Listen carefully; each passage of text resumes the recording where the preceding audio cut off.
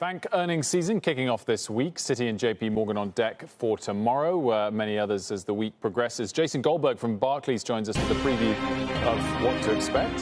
Very loud little promo there. Jason, thanks so much for joining us. I guess the key focus for everyone over the past 2 quarters has been provisions for bad loans. Is that the key focus for this quarter, and what are you expecting?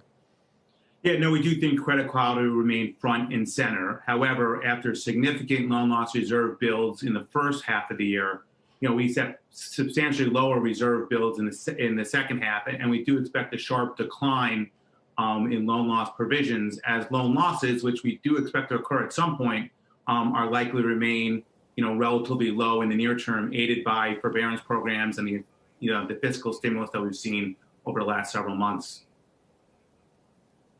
What about loans in general, Jason? Yeah, no, loan growth is going to remain, quite muted. You think back to March and April, we had the strongest, months of loan growth in history as corporates, kind of borrowed in as the pandemic first took hold. What you've seen is a lot of that paid back, which will weigh on balances. And also you've seen very strong debt and equity capital markets issuance. So corporates are, borrowing. It's just not necessarily off a bank's balance sheet. They're using the capital markets. And that, along with the consumer kind of being smart in here and pulling back, will just weigh in overall loan growth. I know, Jason, after your conference, you were kind of banging the table that the risk reward looked pretty attractive for the sector. Are you still doing that? Because they've had a nice little run up as we approach earnings. They've had a bounce into earnings. And, since our conference, the median bank we cover has seen its third quarter consensus estimate increase by about 8%. But even despite that lift, we're still in line to ahead of consensus for the majority of the banks that we cover. We cover the top 25 or so.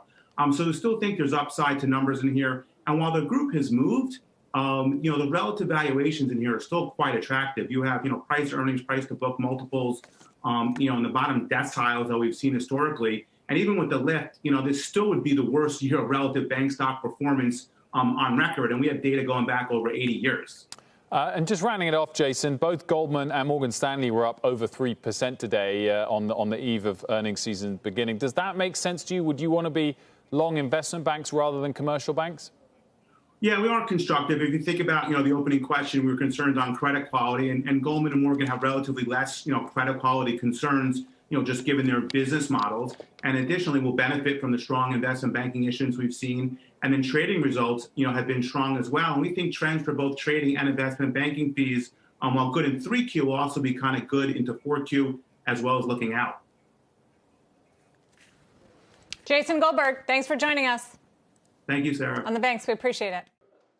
Shepard Smith here. Thanks for watching CNBC on YouTube.